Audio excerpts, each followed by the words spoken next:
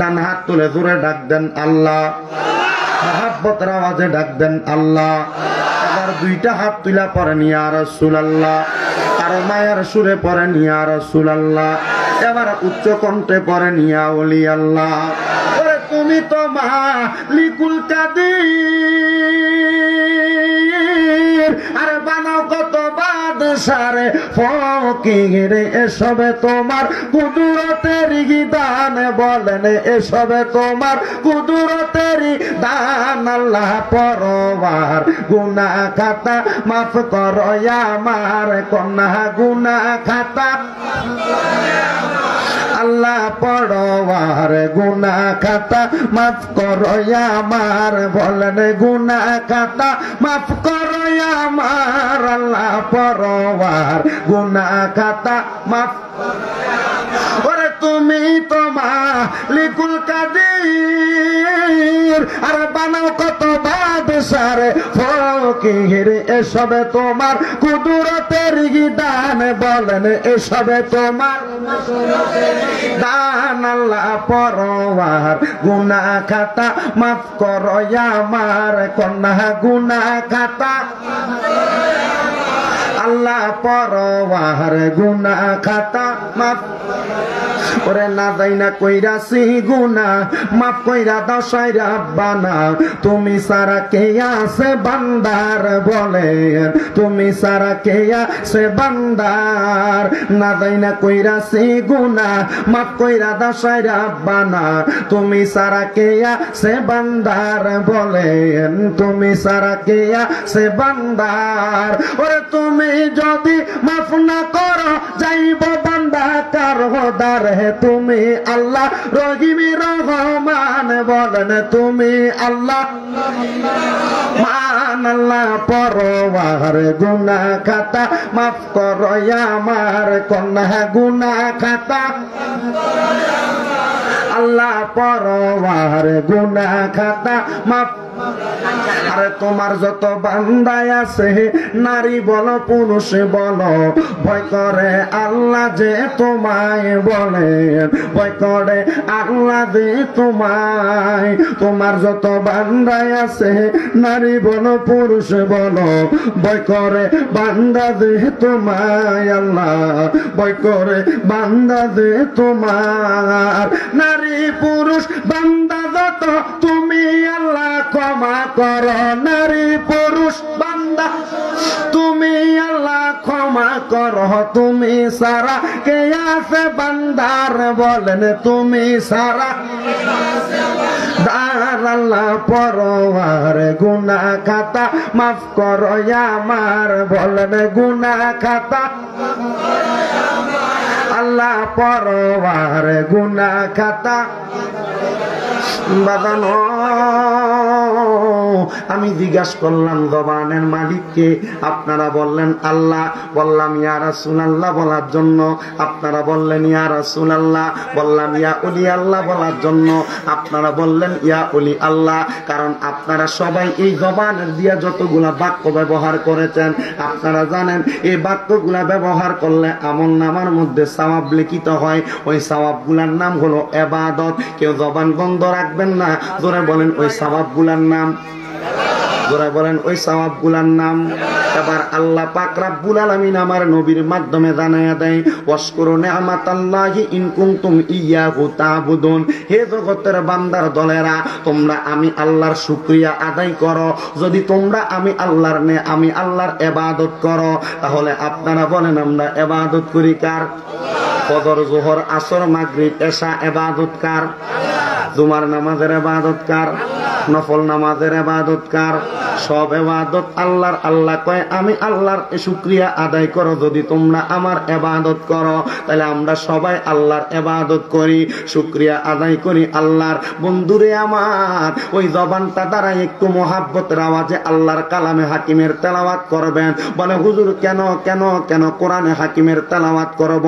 আমার মদিনার কামলিওয়ালা দয়াল নবী রহমাতুল লিল আলামিন নবী আমার ডাক দিয়া কই উম্মত শুনে নাও, এই দুনিয়ার জমিনের মধ্যে যারা আল্লাহর কোরআন তেলাওয়াত করবে আমার আল্লাহ পাক রব্বুল আলামিন তাদেরকে দুনিয়া এবং আখিরাতে অসংখ্য নিয়ামত প্রদান করবে। ইয়া রাসূলুল্লাহ, ইয়া হাবিবাল্লাহ, নবী আপনার কাছে জানতে চাই অসংখ্য নিয়ামত আমার আল্লাহ কি কি প্রদান করবে? নবী আমার বলে বান্দার মনের মধ্যে যা আশা আমার আল্লাহ পূরণ করে দিবে। হে জগতের বান্দার দলেরা, যদি তোমরা আল্লাহর নিয়ামত গুলা পাইতে চাও তাহলে তোমরা দুনিয়ার জমিনে আল্লাহর ইবাদত করো, আল্লাহর কোরআনের তেলাওয়াত করো। ওই কোরআন দ্বারা তেলাওয়াত করবে তাদেরকে আল্লাহর নিয়ামত প্রদান করবে। আমরা এই জান্নাতের বাগানে অনেক মানুষ আছি, মাদ্রাসার ছাত্র ব্যতীত যারা যারা আছে আমার মনে হয় না 50% লোক পাওয়া যাবে কোরআন শরীফ পড়তে পারে। বলে হুজুর কেন এমন কথা বললেন? হ্যাঁ বাবা, অবশ্যই এই কথাটা সত্য কথা। হুজুর কেন? কারণ রমজান মাস এর বাহিরে কোনো মানুষ কোরআন তেলাওয়াতের কাছে দিয়েও যাইতে চায় না। হুজুর কেন এমন কথা? কারণ আপনি কোরআন তেলাওয়াত করতে পারলে আপনাকে এই কোরআন তেলাওয়াত করার জন্য আপনার মনের মধ্যে আলাদা একটা উত্তেজনা তৈরি করে দিবে রহমতের ফেরেশতারা। কিন্তু আপনি কোরআন তেলাওয়াত করতে পারেন না বিদায় আল্লাহর কোরআনটারে বছরে একবার ধরে দেখেন না, আল্লাহর কোরআনটারে বছরে একবার তেলাওয়াত করেন না, হাতের মধ্যেও নেন না। কিন্তু আমার মদিনার কামলিওয়ালা দয়াল নবী, রহমতের নবী কয়ে যারা কোরআন তেলাওয়াত করে ওই ব্যক্তির সম্মান আমার আল্লাহ বাড়াইয়া দেয়। যারা কোরআন তেলাওয়াত করে ওই ব্যক্তির ইজ্জত আমার আল্লাহ বাড়াইয়া দেয়। তারা কোরআন তেলাওয়াত করে ওই ব্যক্তির মর্তবা আমার আল্লাহ বাড়াইয়া দেয়। ইয়া রাসূলুল্লাহ, ইয়া হাবিবাল্লাহ, নবী আপনি বলেন না আমার আল্লাহ পাক তো মর্তবা বাড়াইয়া দেয়। তাহলে যেই মানুষগুলা কোরআন পড়তে পারে না ওই মানুষগুলার অবস্থাটা কেমন হবে আপনি বলে দেন না। আমার নূরের নবী রহমাতুল লিল আলামিন নবী আমার জানিয়ে দেয় উম্মত রে, ওই কোরআন তেলাওয়াত করার কারণে যেহেতু মর্তবা বাড়াইয়া দেয়, যারা কোরআন পড়তে পারে না ওই ব্যক্তিরা কবরের মধ্যে যাওয়ার পরে কঠিন একটা অবস্থার শিকার হবে। নবী গো, তাহলে কেমন অবস্থার শিকার হবে? আমার নবী বলে কবরের পরে আমার আল্লাহ পাক রব্বুল আলামিন হাসরের ময়দান নামক একটা জায়গা রাখছেন। ওই হাসরের ময়দানের আগে আমার আল্লাহ বান্দার জন্য ফুলসেরাতের একটা রাস্তা রাখছে। ফুলসেরাতের রাস্তা, জবানটা কেউ বন্ধ রাখেন না। হাসরের ময়দানের আগে যে রাস্তা, ওই রাস্তাটার নাম আমার কি কষ্ট হইতেছে? কজ বুঝতেছে? হাসরের ময়দানের আগে যে রাস্তা, ওইটার নাম কি? ওইটার নাম ফুলসেরাত। ফুলসেরাত এটা কারোর জন্য একবারে চোখের বালি পাতার মতো সহজ, চোখের বালি পাতার মতো সহজ। আর কারোর জন্য এমন কঠিন যে ফুলসেরাতের একটা কদম দুনিয়ার 500 বছরের চাইতে বেশি কঠিন। আল্লাহ, আমরা তো এত কঠিন কষ্ট সহ্য করতে পারবো না, আপনি কেন বান্দারারে এত কঠিন কষ্ট দিলেন? আল্লাহ বলেন না, আমি তো আমার বান্দারে কঠিন কষ্ট দেই নাই। আল্লাহ কেন?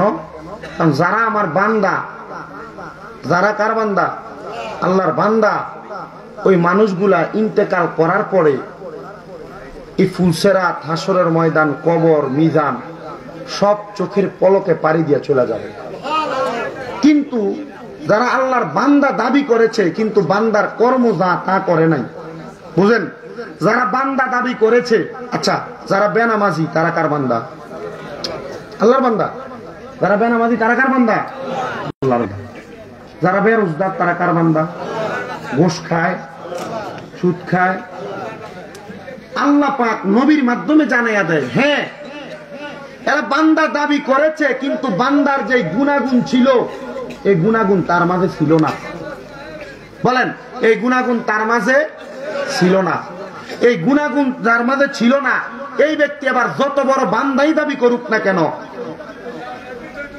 কবরে গেলে ফি নারি জাহান্নামা খালিদিনা ফিহা, ওই ব্যক্তি ইন্তেকাল করার পরে ফি নারি জাহান্নামা খালিদিনা, এমন জাহান্নামে যাবে যেখানে সে সারা জীবন থাকবে। আপনারা বলেন ওই জাহান্নাম কি ভালো জায়গা? আবার উত্তর দেন, জাহান্নাম কি ভালো জায়গা? ইয়া রাসূলুল্লাহ, কেমন খারাপ, কেমন খারাপ। নবীজি উম্মতকে জানিয়ে দিচ্ছে জাহান্নাম এমন খারাপ যে জাহান্নামের উপরের অংশ থেকে যদি কোনো জাহান্নামী ব্যক্তিকে ছেড়ে দেওয়া হয়, বলেন জাহান্নামের উপরের অংশ থেকে যদি কোনো জাহান্নামীকে ছেড়ে দেওয়া হয়, জাহান্নামের নিচ পর্যন্ত পৌঁছাইতে পৌঁছাইতে ওই ব্যক্তির শরীরের চামড়া গোস্ত গলে গলে মাটিতে পড়বে, মানে জাহান্নামের অতল গহ্বরে পড়বে, আবার জোড়া লাগবে, পড়বে আবার জোড়া লাগবে, পড়বে আবার জোড়া লাগবে। জাহান্নাম এত কঠিন। তাহলে আপনারা বলেন, যদি জাহান্নাম এত কঠিন হয়, আমরা কি জাহান্নামে যাইতে চান? আপনারা সবাই কথা বলে না, কেউ চুপ করে আছে, কেউ আস্তে কথা বলে, কেউ জোরে কথা বলে। আপনারা বলেন জাহান্নাম যে এত কঠিন জায়গা, তাহলে আপনারা কি ওই জাহান্নামে যাইতে চান? তাহলে কোথায় যাইতে চান? জান্নাতে। নবীজি বলছেন ওই জান্নাতের মতো নেয়ামত তারাই পাবে যারা আল্লাহ এবং তার রাসূলের পথ অনুসরণ করে ইবাদতে লিল্লাহ, আল্লাহর জন্য ইবাদত করবে। বলেন আমরা ইবাদত করব কার জন্য? হ্যাঁ, কার জন্য? একটা বার ডান হাত তুলে জোরে ডাকবেন আল্লাহ। কেউ জবান বন্ধ রাখেন না, জোরে বলেন আল্লাহ। ইবাদত হবে কার? তো যারা কোরআন তেলাওয়াত করতে পারে না তাদের অবস্থা ভয়াবহ। হুজুর কেন? নবীজি বলছেন হাসরের ময়দান কবর থেকে এর মাঝামাঝি যেই রাস্তা, ওইটার নাম ফুলসে। এই ফুলসেরাতের পারের প্রথম জায়গায় সব বান্দাদেরকে দাঁড় করানো হবে, আর প্রশ্ন করা হবে ওয়াকিরাতিল কোরআন, বান্দা কোরআন তেলাওয়াত করো। আপনারা যারা আছেন, আমি এমন এলাকার মানুষ যারা শুনতেছে, সবাইকে প্রশ্ন করা হবে কি করো? কোরআন তেলাওয়াত। এবার বান্দা জবান বন্ধ, আল্লাহ কোরআন তেলাওয়াত করতে পারি না কেন? আল্লাহ আমার মা আমারে শিখায় নাই, তো বাবা আমাকে শিখায় নাই। হ্যাঁ জি, তাহলে কি করছ? বলে কোরআন তেলাওয়াতের সময় সকালবেলা আমার মা বাবা আমারে কিন্ডারগার্টেনে পড়াইছে। কথা বলেন না কেন? যে সময় বাচ্চারা মক্তবের মধ্যে যায় কোরআন শিখত, যে সময় বাচ্চারা মক্তবের মধ্যে যায় সূরা শিখত, যে সময় বাচ্চারা নুরানি মাদ্রাসার মধ্যে যায় আল্লাহর কালামে হাকিম শিখত, ইহুদিরা বিভিন্ন ভাবে ক্রিটিসাইজ করে কেমনে মুসলমানের সন্তানদেরকে কোরআন থেকে দূরে নেওয়া যায়, কিন্ডারগার্টেন নামক ভাইরাস সমাজের মধ্যে ঢুকে দিছে।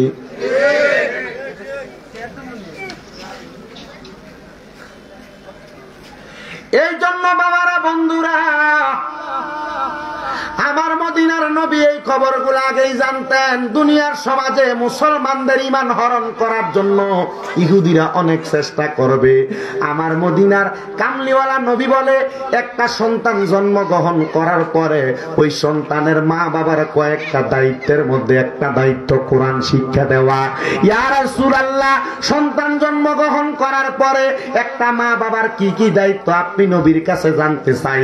আমার নবী বলে, এক নাম্বার, কোন সন্তান জন্মগ্রহণ করার পরে তার মা বাবার দায়িত্ব ওই সন্তানের একটা বালা নাম রাখা। বলেন কি নাম রাখা? আমরা ফুতের নাম রাখা নইন্য সাগুরিয়া, কথা কয় না কিনা? মা বাপ নাম রাখা আব্দুল জলিল, মানছে ডাকে তার জলিলা। গুনাহ হবে কিনা? বলেন গুনাহ হবে কিনা? ইসলামে একটা নাম রাখা মা বাবার এক নাম্বার দায়িত্ব। যদি ইসলামী নাম না রাখেন আপনার সন্তানের, পরিবর্তন করে নেবেন, অসুবিধা নেই। এক নাম্বার, সন্তানের একটা ইসলামী নাম রাখা মা বাবার দায়িত্ব। দুই নাম্বার, সন্তান জন্মগ্রহণ করার পরে তার কানের মধ্যে আযান দেওয়া, এটাও তার মা বাবার দায়িত্ব। দুই নাম্বার পাইলেন। তিন নাম্বার, আমার নবী বলে, কোন সন্তান জন্মগ্রহণ করার পরে ওই সন্তান যখন দুনিয়াতে আগমন করে, আগমন করার পরে ওই সন্তানের নাম রাখলো, আযান দিল। যদি তার মা বাবা সম্পদের মালিক হয়, টাকা পয়সার মালিক হয়, সম্পদের মালিক হওয়ার পরে ওই সন্তানের নামে আকিকা প্রদান করা, এটা তার মা বাবার দায়িত্ব। বলে হুজুর আমার সন্তান যখন জন্ম নিছে আমি তখন আকিকা দিতে পারি নাই। যেহেতু আকিকা দিতে পারেন নাই, দম দিতে পারেন নাই, সম্পদের মালিক হওয়ার পরে ওই সন্তানের নামে দম দেওয়া, আকিকা দেওয়া তার মা বাবার দায়িত্ব গেল। কয়টা দায়িত্ব? 3টা দায়িত্ব। এবার আমার নবী রহমাতুল্লিল আলামিন নবী আমার বলে 4 নাম্বার দায়িত্ব ওই সন্তানকে প্রাপ্তবয়স্ক হওয়ার সাথে সাথে আল্লাহর কোরআন শিক্ষা দেওয়া। এটা হলো তার মা বাবার দায়িত্ব। বলেন এটা হলো তার মা বাবার দায়িত্ব। ওই মা বাবার দায়িত্ব আমার নবী বলে 7 দিনের মাথায় 7 দিনের মাথায় 7 দিনের মাথায় ওই সন্তানের মাথার চুলগুলা মুন্ডাইয়া দেওয়া, চুলগুলা কামাইয়া দেওয়া। এটা হলো তার মা বাবার দায়িত্ব। এই 5টা দায়িত্ব যেই মা বাবা সন্তানের পালন করবে ওই মা বাবা সন্তানের দায়িত্বের অর্ধেক পালন করলো। মদিনার কামলিওয়ালা দয়াল নবী রহমাতুল্লিল আলামিন নবী আমার জানাইয়া দেয়, উম্মত রে তোমার মা বাবার দায়িত্ব তোমার কোরআন শিক্ষা দেওয়া। এবার ফুলসিরাতের পারে যখন তারে প্রশ্ন করা হবে কোরআন তেলাওয়াত করো, বান্দা বলবে আমি কোরআন তেলাওয়াত করতে পারি নাই। কেন পারো নাই? বলে আমার মা আমারে কোরআন তেলাওয়াত শিখায় নাই, আমার বাবা আমারে কোরআন তেলাওয়াত শিখায় নাই। এবার আমার আল্লাহ ডাক দিয়া বলবে ফেরেশতারা রে, ও ফেরেশতারা এই সন্তানের মা এবং তার বাবাকে ডাক দাও। ওই সন্তানের মা এবং বাবা দুইজনকে ডাক দেওয়া হবে। জিজ্ঞাসা করা হবে সন্তানের মা সন্তানের বাবা তোমরা কেন তোমরা সন্তানরে কোরআন শিখাও নাই? বাবা বলবে সন্তানের মায়ায় কামাই রুজি করতে দেয়া আমি আমার সন্তানরে কোরআন কখন শিক্ষা দিব আমি বুঝি নাই, সন্তানকে জেনারেল শিক্ষায় শিক্ষিত বানাইছি। মা বলবে চেষ্টা করেছি করে নাই। এবার যেই সন্তান আপনার চেহারার চোখের দিকে তাকে কথা বলে না, যেই সন্তান আপনার গায়ের সাথে একবার পাও লাগলে হাত লাগলে আপনারা 2 বার 3 বার সালাম করে, আমার নবী বলে ওই তার বাবাটারে ওই ফুলসিরাতের এই পার থেকে ওই পার পর্যন্ত লম্বা করে শোয়া দেওয়া হবে। হাতগুলা থাকবে ওই পারে, পাগুলা থাকবে ওই পারে। সন্তানকে বলা হবে তুমি তোমার বাপের বুকের মধ্যে পাড়া দিয়া ফুলসিরাত পার হও। কত বাংলা নাউজুবিল্লাহ কইলেন না? যেই ফুতে আপনার শরীরের সাথে একবার পাও লাগলে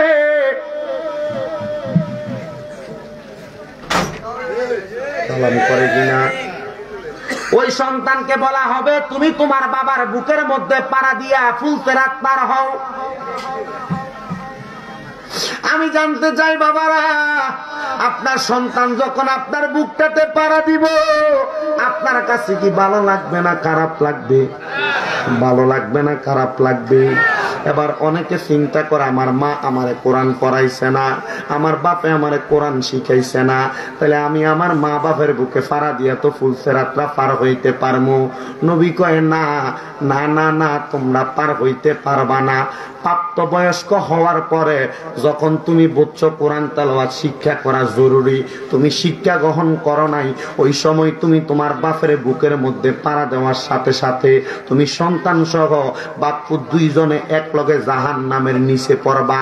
জান্নাত তো দূরের কথা, জান্নাতের সুঘ্রাণও আপনি পাইবেন না যদি আপনি দুনিয়াতে অবহেলা কইরা কোরআন না শিখেন, দুনিয়াতে অবহেলা কইরা আল্লাহর কোরআনের অনুসরণ না করেন। আমার ভাইয়েরা বাবারা বন্ধুরা রে, এই জন্য আমার নবী ডাক দিয়া কই উম্মতের দলেরা আল্লাহর কোরআন শিক্ষা গ্রহণ করো, নিজে শিখো এবং অন্যরে শিক্ষা গ্রহণ করাও।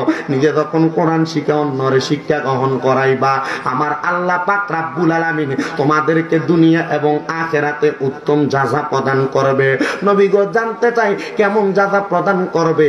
আমার নবী ডাক দিয়া কয় জাযাউহুম ইনদা রাব্বিহিম জান্নাতু আদনিন তাজরি মিন তাহতিহাল আনহার আল আনহারু খালিদিনা ফিহা আবাদা রাদিয়াল্লাহু আনহুম ওয়া রাদু আন যালিকা লিমান খাশিয়া রাব্বা। জবানটা কেউ বন্ধ রাখেন না, জবান খুলে জোরে জোরে কোন সুবহানাল্লাহ।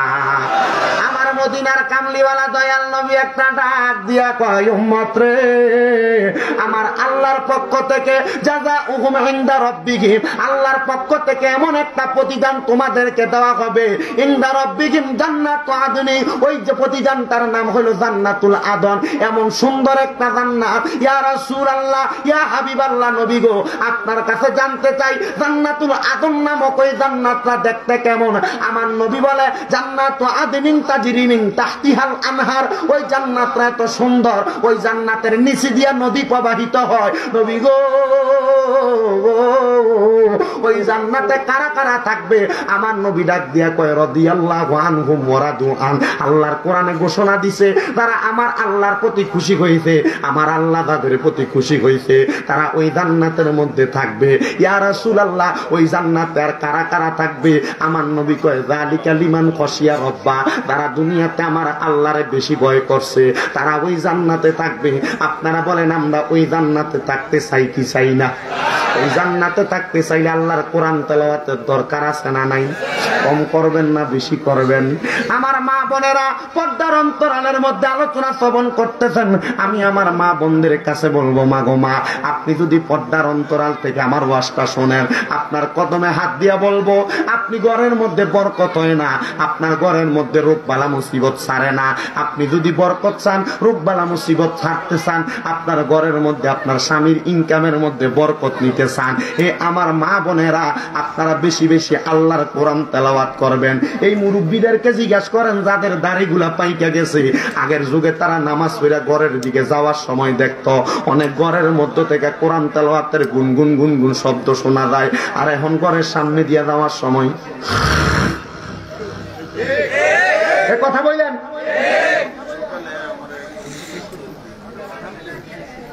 ঠিক আছে না আব্বু? আগে গুনগুন কোরআন তেলাওয়াত শোনাবে।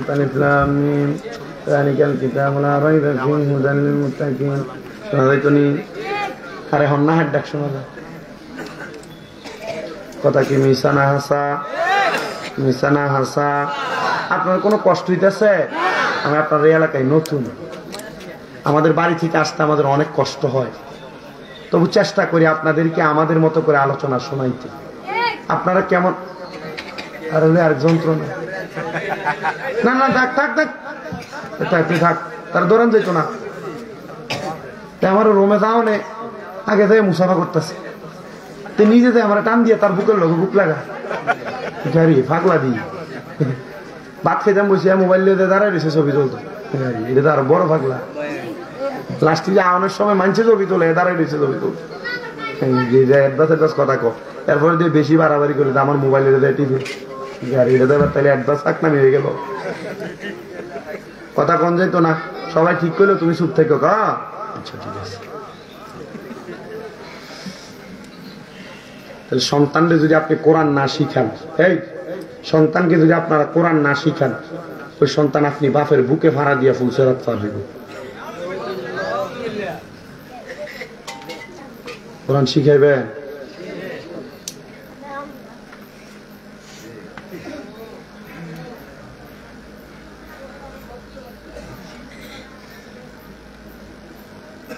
আমার নবী রহমাতুল্লিল আলামিন নবী বলছে জান্নাত।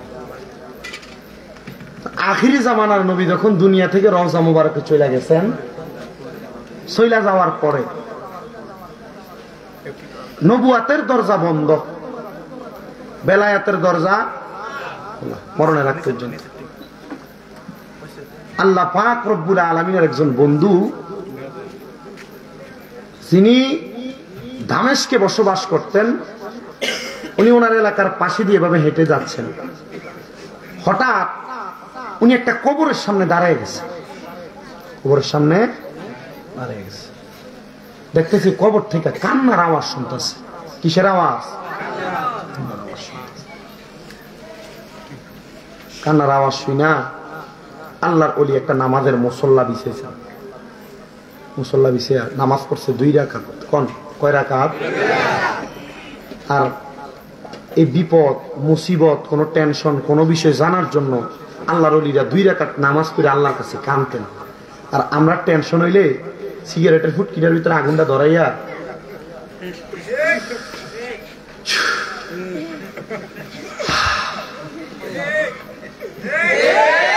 বাজ্যে বউরে ফিরে দেয়। কথা বলেন না কেন? আর আল্লাহর ওলিরা কি করতেন? 2 রাকাত নামাজ আদায় করতেন, নফল নামাজ।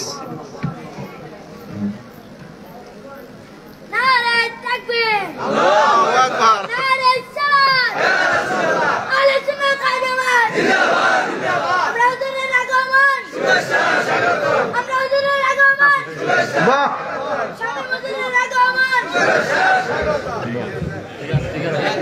পাগলা আছে, পাগলা আছে। এগুলার আমারে একজনে ঘরে হুজুর মাইতুন না, মাথার সমস্যা আছে। আমি কইছি বেটা মাথার সমস্যা দ্বারা না, এই পাগল কস্তরা, এই পাগল জান্নাতের বাদশা হইবে। বলেন পাগল জান্নাতের। ইবনে মাদা শরীফের 303 নম্বর পৃষ্ঠাতে হাদিস শরীফ, আল্লাহ নবী বলছে ক্বালা রাজুলুন দাঈফুন মুস্তাদআফুন যু তিমরাইনি লা ইউবাহু লাহু লাউ আকসামা আলাল্লাহি লা বাররা। মানুষটা দেখতে দুর্বল, কাপড় এলোমেলো থাকবো, চুল এলোমেলো থাকবো, তোমরা এটা দেখলে পছন্দ হয় না। নবী কয় লাউ আকসামা আলাল্লাহি লা বাররা, এ যদি আল্লাহর কাছে কিছু চায় আল্লাহ সাথে সাথে তারে দেয়। এই জন্য রাস্তায় পাগল দেখলে কলার সলকার পানি মারা যাবে না, পাগলদেরকে ঘৃণা করা যাবে না। পারলে ভাত খাওয়াইয়া না এসে খুঁজলে, না পারলে ধমক দেওয়ার দরকার নাই, বলে আল্লাহর রাস্তায় বাবা মাফ কর। কেমন তুই আল্লাহর 2 রাকাত নামাজ আদায় করছেন, নামাজ আদায় করে আবার আল্লাহর কাছে ডাক দিয়া কয় আল্লাহ, ও আল্লাহ, আপনার কত বান্দার কবর আমি দেখলাম, এই পুরাটা কবরস্থানের মধ্যে কোন কবর থেকে কোনো কান্নার আওয়াজ শোনা যায় না। মাবুদ রে, এই কবরের মধ্যে কেন কান্নার আওয়াজ শোনা যায় আমি বুঝতে পারলাম না। হঠাৎ করে আল্লাহ পাক রব্বুল আলামিনের বন্ধুটা এই কথা যখন বলে বলে কান্না করেন আর নামাজের সিজদার মধ্যে পড়ে আছেন, আমার আল্লাহর পক্ষ থেকে আওয়াজ দেয়, এই ব্যক্তিটা দুনিয়ার জমিনের মধ্যে দুনিয়াতে অনেক সন্তান জন্মগ্রহণ করাইছে, বিবাহ করার পর অনেক সম্পদ হইছে, কিন্তু ব্যক্তিটা একটা সন্তানকেও দুনিয়াতে মানুষ বানিয়ে যাইতে পারে নাই। বলে হুজুর কেমন কথা বললেন, আপনারাও মানুষ আমরাও মানুষ, মানুষ বানাইতে পারে নাই। মানুষের মতো মানুষকে বলা হয় মানুষ, মানুষে হয় রতন, রতন ছাড়া মানুষ হওয়া যায় না রে বাবারা। নামে মানুষ কামে মানুষ নয়, এই জন্য মানুষের মতো মানুষ হওয়ার প্রয়োজন। আল্লাহর ওলি বুঝতে পারলেন, কিন্তু তাকে দেখে ওই মুরাকাবার মধ্যে পাশের কবরের মধ্যে কত সুন্দর জান্নাতের সুশৃঙ্খল একটা বাগান, ওই কবরের মানুষটা বড় আনন্দে বসবাস করতেছে।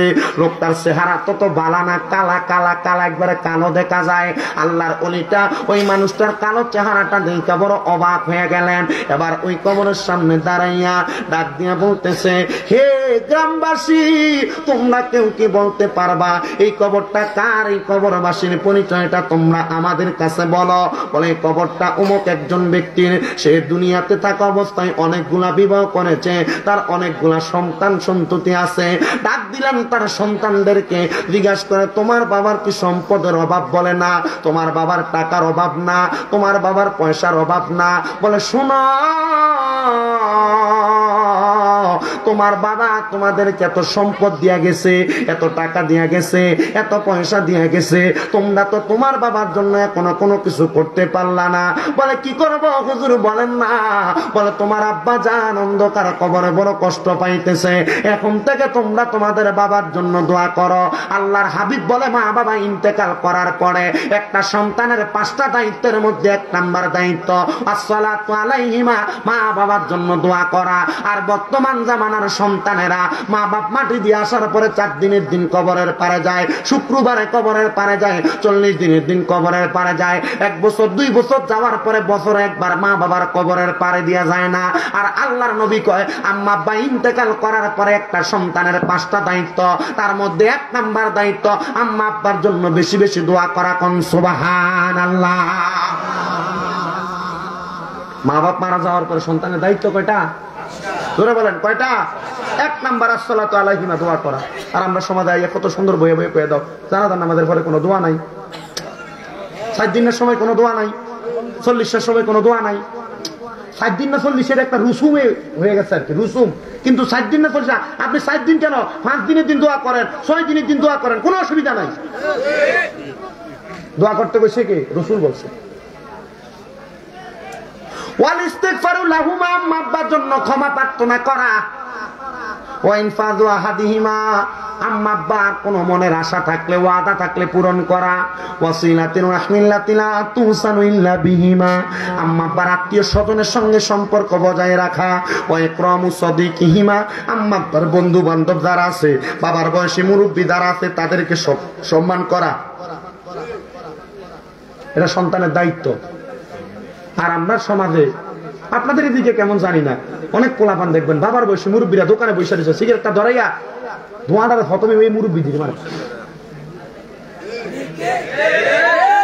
সমাজে কোনো খারাপ কর্মকাণ্ড করলে বাবার বয়সী মুরব্বী যে যদি তারা ডাক দেয়, এ বাবা এটা করিস না, এটা ভালো না, আপনি আমার থেকে ভালো বুঝেন নাকি, বলে কি না?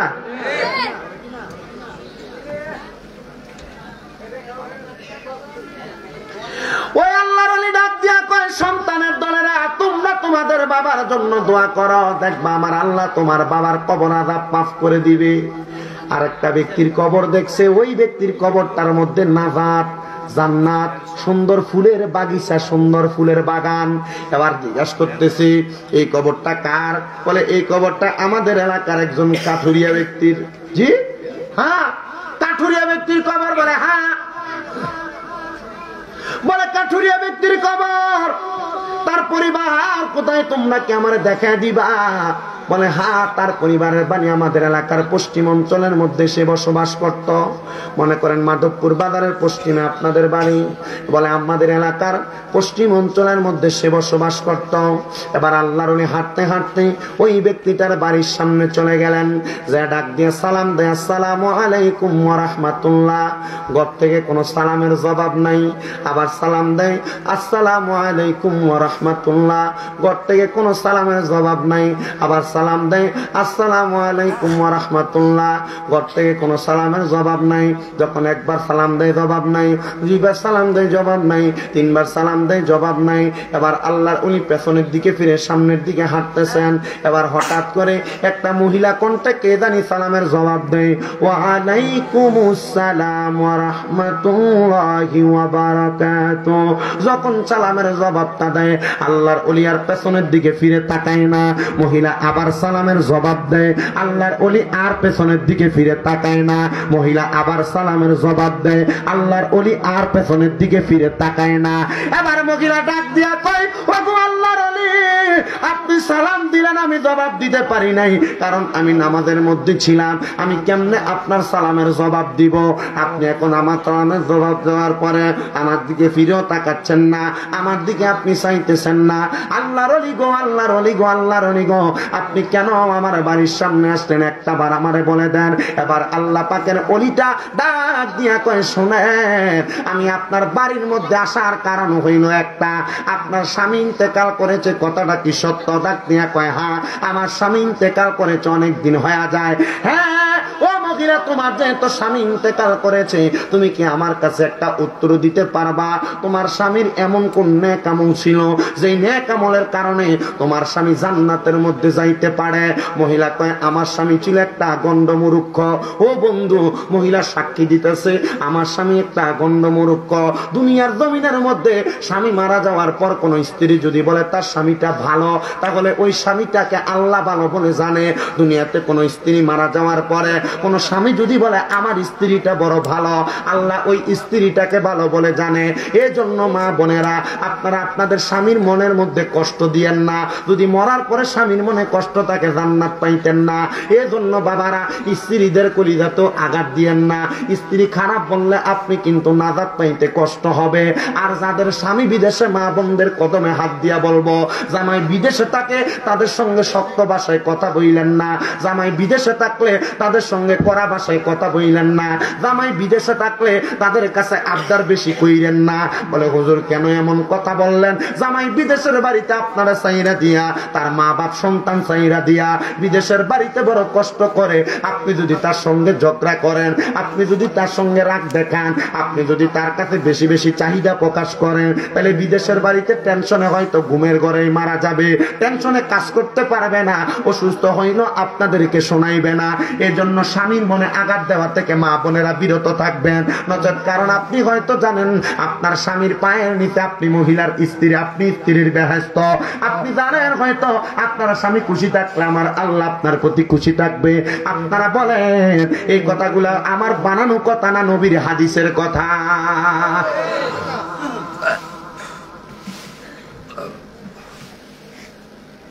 অনেক মহিলারা স্বামী বিদেশ থাকলে, কথা কিন্তু ওয়াজ থেকে ডাইনে আমি যাচ্ছি তো বোঝার জন্য বলছি, স্বামীর অনুমতি ছাড়া মাধবপুর বাজারে চলে যায়। স্বামীর অনুমতি ছাড়া বাবার বাড়ি চলে যায়, নিষেধ। স্বামীর অনুমতি ছাড়া বাবার বাড়িতে যাওয়া নিষেধ। স্বামীর অনুমতি ছাড়া ঘরের বাহিরে বিভিন্ন জায়গায় চলে যায়। আল্লাহর হাবিব বলেছে এই ব্যাপারে বড় সাবধান। এই প্রবাসীর বউ যারা আছো তারা মনোযোগ দিয়ে শুনবা। সোশ্যাল মিডিয়ার মাধ্যমে যারা দেখতেছেন দেখবেন, আপনাদেরকে বলছি, যারা প্রবাসীদের স্ত্রী আছেন আপনারা মনোযোগের সাথে শোনার চেষ্টা করবেন। আপনার স্বামী আপনাকে ছেড়ে দিয়ে আপনাদের জন্য কষ্ট করতেছে বিদেশে, সৌদি আরবে, ওমানে, দুবাইয়ে, মালয়েশিয়া সহ বিভিন্ন দেশের মধ্যে আপনাদের স্বামীরা আপনাদের জন্য বিদেশের বাড়িতে কষ্ট করতেছে। কিন্তু আপনার স্বামীকে না জানায় যদি আপনি কোনো কাজ করেন আপনার স্বামীর মনে কষ্ট যাবে। আপনার স্বামীকে না জানায় যদি আপনি বাজারে চলে যান আপনার স্বামীর মনে কষ্ট যাবে। আর আল্লাহর নবী কয় আমি যদি কোনো মহিলাদেরকে দুনিয়ার জমিনের মধ্যে সেজদা করার অনুমতি দিতাম তাহলে তার স্বামীর কদমের মধ্যে সেজদার অনুমতি দিতাম। বলে কেন গো নবী, কেন এমন কথা বললেন? কারণ আমার নবী বলতেছে স্বামীর দায়িত্বটা, স্বামীর মর্যাদাটা বেশি বিদায় এই কথাটা বললাম। এই জন্য আমি আমার আম্মুজিদের কাছে বলবো আপনার স্বামী যেভাবে বলবে আপনি সেভাবে চলার চেষ্টা করবেন। আপনার স্বামী যে পথে বলবে আপনি সে পথে চলার চেষ্টা করবেন। স্বামীর মনে কষ্ট দিয়া যত নামাজ পড়েন কাম হবে না, স্বামীর মনে কষ্ট দিয়া যত ইবাদত করেন কাম হবে না। আল্লাহর নবী কয় স্বামীর অনুমতি ছাড়া একটা মহিলা নফল রোজা রাখতে পারবে না। নফল রোজা রাখা দিতে স্বামী যদি ওই মহিলারে ডাক দেয় আসো আমার কাছে আসো, আমার মিলনের ইচ্ছা জাগছে, নফল রোজা ভাঙ্গা স্বামীর ডাকে সারা দিয়া মিলন করা মহিলার জন্য এবার ফরজ। কিছু আল্লাহ নাই। মহিলারা চিন্তা করে হুজুর কোন জায়গায় আটকাইছি। ওই আমার বাবারা, বাবারা, বন্ধুরা গভীর মনোযোগ দিয়ে শুনবেন। নবীর উম্মতের দলেরা, আমার মদিনার কামলিওয়ালা নবী এই জন্য মহিলাদের জন্য অত্যন্ত সুন্দর সুন্দর কথাগুলা বলেছেন। আর এই জন্য আমি প্রবাসীদের স্ত্রীদের ব্যাপারে এই সুন্দর একটা কথা বলে দিয়ে গেলাম। প্রবাসীর স্ত্রী যারা তারা আপনাদের স্বামীদেরকে বেশি মানবেন। এবারে মহিলা বলে আমার স্বামী ছিল কি বালানা মূর্খ, কথা বল না, স্বামী কি ছিল? আমার স্বামী ছিল মূর্খ। ওমা নবী না বলছে স্বামীরে বালা বলার কথা? হুজুর আমার স্বামী মূর্খ ছিল, আমার স্বামী ইবাদত করতে জানতো না, নামাজ পড়তে জানতো না, কিন্তু আমার স্বামীর একটা বালা দিক ছিল। সব খারাপ, একটা বালা দিক আছে। সুবহানাল্লাহ কইছেন না? আপনার কি কষ্ট হইতেছে? কোন কষ্ট যতক্ষণ ওয়াজ চলাকালীন কষ্ট যতক্ষণ হইব এই কষ্টের পর থেকে ওয়াজ বন্ধ না। না কষ্টের পর থেকে কষ্ট দিয়ে ওয়াজ করলে লাভ হইব কি? ঠিক আছে না? ওমা আল্লাহর নবী বললেন, কি বললেন? নবী আমার বললেন দুনিয়ার জমিনে কোন স্ত্রীর স্বামীকে ভালো বললে স্বামী ভালো, স্বামী স্ত্রীকে ভালো বললে স্ত্রী ভালো। বুঝতে পারলাম হুজুর, কিন্তু ওই মহিলা কয় হুজুর শোনেন আমার স্বামীর সব দিক ভালো না, তবে একটা দিক আছে বেশি ভালো। আল্লাহর ডাক দিয়া কয় ওই ভালোটা কি তুমি আমারে বলো। হুজুর আমার স্বামী ছিল একজন কাঠুরিয়া,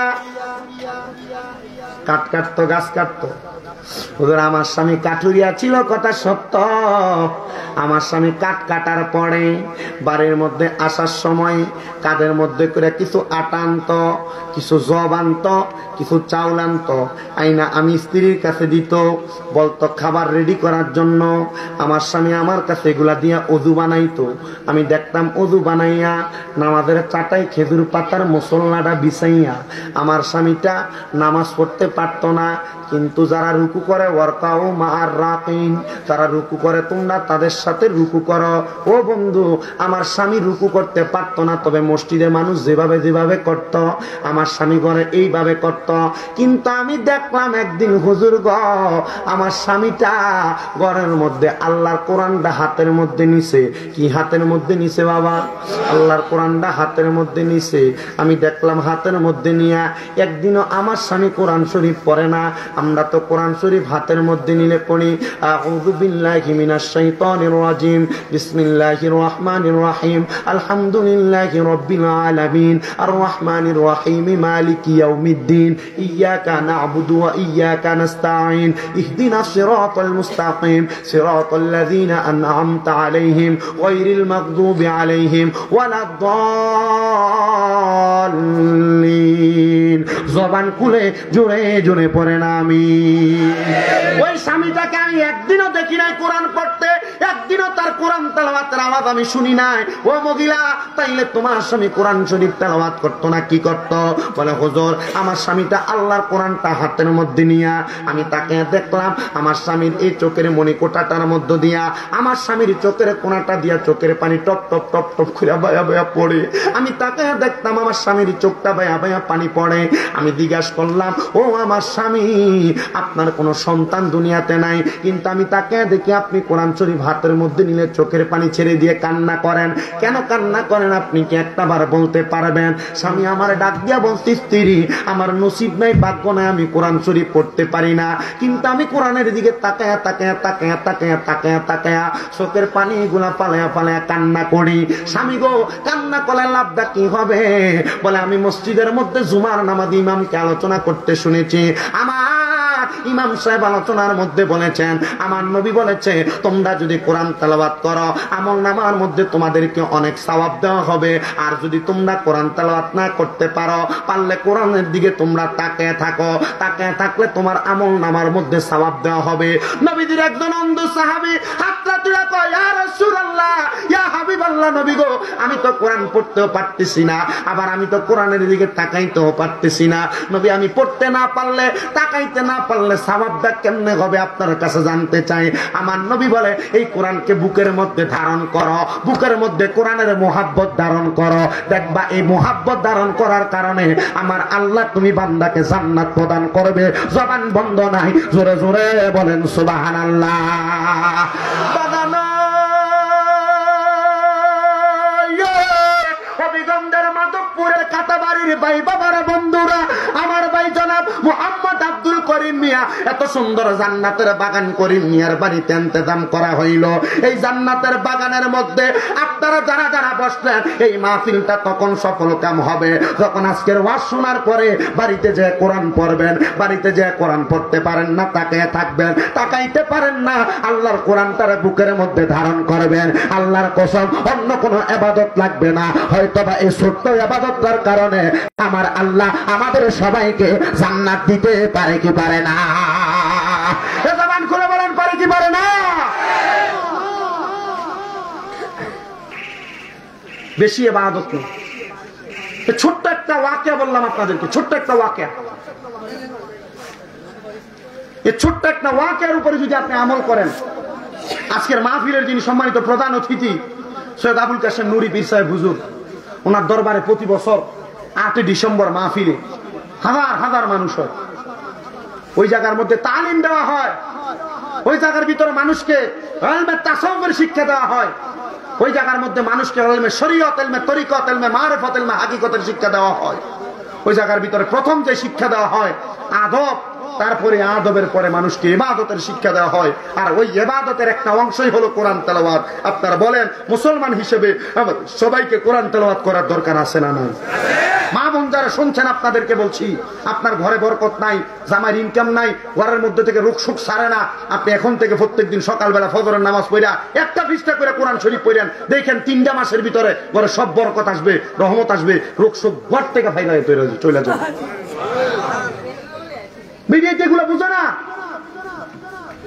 আমার কাছে ঘরে যায়, হুজুর পুরুষ কি মহিলার চাইতে বেশি? আমি কইলাম, মহিলা বেশি হয়ে কি হবে যদি ইবাদত না করে? এই জন্য আমার নবী বলেছে, আমি মেয়ারাজে যাওয়ার পরে আল্লাহ যখন আমার জান্নাত এবং জাহান্নাম দেখাইছে, আমি দেখছি সবচেয়ে বেশি জাহান্নামে মহিলারা। হ্যাঁ মা বোনেরা, সবচেয়ে বেশি নবী কাদেরকে জাহান্নামে দেখছে? মহিলাদেরকে। নবী এভাবে বর্ণনা করেছে, আমি দেখছি অনেক মহিলাদের চুলের মুঠির সাথে লটকায় লটকায় রাখছে এদেরকে। আমি দেখছি অনেক মহিলাদের স্তনগুলাকে আটকে আটকে রাখছে, ঝুলে রাখছে। আমি দেখছি এমন অনেক পুরুষ যাদের লজ্জাস্থানকে শিকলের সাথে আটকে লটকে রাখছে। নবী কেন? নবীজি বলছে, মহিলারা তাদের চুলগুলাকে পুরুষের সামনে প্রদর্শন করে বেফরদা ভাবে ঘুরার কারণে এই জন্য তাদের চুলগুলা দিয়ে লটকে রাখছে। মহিলাদের স্তন আংটার মতো আটকে আগুনের উপরে দিয়ে রাখছে। কেন? মহিলারা কাপড় পরেছে, তাদের কাপড় পরার পরেও তাদের শরীরের আকৃতি কাপড়ের উপর দিয়ে বোঝা গেছে। আমরা সমাজে এখন বোরকা বাইরেছে, বোরকা যে বোরকা পরলে পরার চাইতে না পরা ভালো। যে বোরকার উপর দিয়ে মহিলাদের শরীরের গঠন দেখা যায়। আপনাদের কষ্ট হইতেছে কোন মুরব্বী যায় কই জিজ্ঞেস করেন না?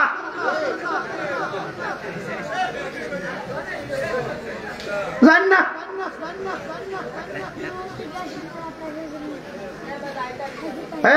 আমাদের কোনো হয় নাই, কোনো কথা নাই। আল্লাহর নবী বলছে কোন মহিলাদের গলার আওয়াজ যেন তার ঘরের দরজার বাহিরে না যায়। এতারা ঘরের দরজার বাহিরে না যাইতো, ফোলারে টোয়ে না পাইলে এ মানিক কই রে কথা বলেন না কেন? জামের গালিতে গোলামের ফুট দেখি দেন না।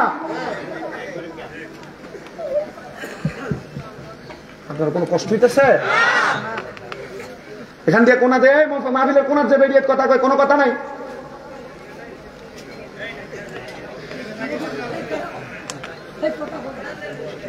করিম মিয়া মাহফিল করে, করিম মিয়ার গলা দিয়ে আওয়াজ হয় না, বেরিয়েতের গলা দিয়ে তো আওয়াজ। আপনারা বলেন মহিলাদের গলার আওয়াজ কি পুরুষ শুনতে পারবে? মহিলাদের চেহারা কি তার স্বামী ব্যতীত বাহিরের কোন পুরুষ দেখতে পারবে? জামাইর ভাইও দেখতে পারবে না, দেবর দেখতে পারবে না। হ্যাঁ, দেবর বাদ বেড়ে দাও না, লেগে ভাবিরে ভাড়া দাও, বাদ বেড়ে তো তোমার দেবর ভাই তো কথা কন না কেন? পাঠাইনি দেবরে বিয়ে করতে যাইলে দুলা চলনের মধ্যে গাড়ির ভিতরে দেবরের লাগে ভাবিরে বয় লাগে। কি আনন্দ! কবরে গেলে বাসের বাড়ি কাঁচা গাছের গুঁড়া দিয়ে বাইরে তোমরা দেখবা। আল্লাহর নবী কইছে একটা মহিলার জন্য তার দেবর হইল কালসাপের মতো। কালসাপ কামড় দিলে যেমন মানুষ মারা যায়, ওই দেবরের চোখে মহিলা যদি পড়া যায়, তার ভাবি যদি পড়া যায়, তাহলে ওই মহিলা কালসাপের মতো ধ্বংস, মানে জাহান্নামে যাওয়ার সম্ভাবনা আছে। চিন্তা করতেছে হুজুর, ইডিতে আমরা সমাজের ভিতরে অহরহর চলই কথা না কেন? বোরকা যেটার কথা বলছি, বোরকা পরে পর্দার জন্য। বলেন বোরকা পরে কিসের জন্য? ওয়াকারনা ফি বুয়ুতিকুন্না ওয়ালা তাবাররাজনা তাবাররুজাল জাহিলিয়াতিল উলা। আল্লাহ কোরআনুল কারীমে ঘোষণা করছে তোমরা তোমাদের মহিলাদেরকে জাহিলিয়া যুগের মহিলাদের মতো বের হইতে দিও না। আর আপনার জাহিলিয়া যুগের মহিলাদের মতো বের হতে দিলে কি হইব? ইফতিজিং হইব। রাস্তার ফোলা পাইনে তোমার মাইয়ারে তোমার নাতনিরে টিস্কারি করবো। কি সুন্দর দেখা যায় বিশেষ। তাহলে আপনি এই ফোলারে দোষ দেওয়ার আগে আপনি আপনার মাইয়ারে পর্দার ভিতরে ঢুকানো উচিত। আপনি রাস্তার ছেলেরা ইফতিজিং করে, এদেরকে দোষ দেওয়ার আগে আপনি আপনার মেয়েকে পর্দায় ঢুকাইছেন কিনা সেটা আগে যাচাই করা দরকার। কথা বলেন না কেন? আর তোমরা ঠিক করিও না, ঠিক করে তোমরা আবার রাস্তার ভিতরে বেরিয়ে দেখলো তোমরা এত রকমের চাওকা চিন্তা করতে জানি ঠিক করলে দি বেদা। আমি ঘরে শুয়ে রয়েছি, আমার আগে যিনি ওয়াজ করছে উনি কয় সবাইকে জিজ্ঞেস করছে ঠিক কিনা, তো সবাই কইছে ঠিক, আবার কেউ কইছে বে ঠিক। ঘরে এক বেড়া খুঁজতেছে, তো মানুষ কেমনে বুঝবো ঠিক না বে ঠিক? বেড়া খুঁজতেছে। আমি গাড়ি হুজুরা ওয়াজ করে, হুজুরের নিচে দিয়ে পিছন দিয়ে কথা কই না দিয়ে আমি ঘরে বসেছি। ঘরে বয়ে বইতে কিতা জানি কইলো গিয়াসুদ্দিন তাই হিসাবের ব্যাপারে কিতা জানি একটা কইলো, দেখো বলো বন্ড, এর কাছে তো বন্ডই মনে হইব। এরা যদি শিখে আলহামদুলিল্লাহ সুরা বোম্মালে বাড়ি তো না তৈরি করে না কেন? একটা মানুষের ভালো খারাপ দিক আছে, খারাপ দিক ছাইড়া দিয়া ভালো যে দিকগুলো আছে এগুলা গ্রহণ করেন না। কথা কন না কেন? ভালো দিকগুলা গ্রহণ করে না। যে এত সুন্দর করে মানুষে এর যতগুলো মুড়িদ আছে এগুলো নামাজ করে, এতে এগুলাতে নামাজ করে, মানে এই ভালো দিকগুলো এরা কইতে পারে না। এই বই বই খারাপ দিক হয়, আমি তো খারাপ, আমি খারাপ। আমি আপনাদের কাছে বইলা গেলাম আমি এই এলাকার এই সমাজে এই পৃথিবীর সবচেয়ে বড় খারাপ মানুষ। আমি আমাকে খারাপ দাবি করি। আপনি আমাকে ভালো বলবেন এটা আমার দরকার নাই। একজন আছেন তিনি আমাকে ভালো জানলে সবচেয়ে বেশি ভালো আমি থাকতে পারি। আমার 10টা দোষ থাকবে, আমার 10টা দোষকে ঢাকনা দিয়া একটা ইবাদত দিয়ে আমি আল্লাহর কাছে গ্রহণযোগ্য হইতে পারি। আল্লাহ জিজ্ঞাসা করে ও তাইলে আপনার স্বামীর ইবাদত ছিল এটা যে কোরআন শরীফের দিকে চাইয়া চাইয়া কি করতো? পড়তো না, কানতো।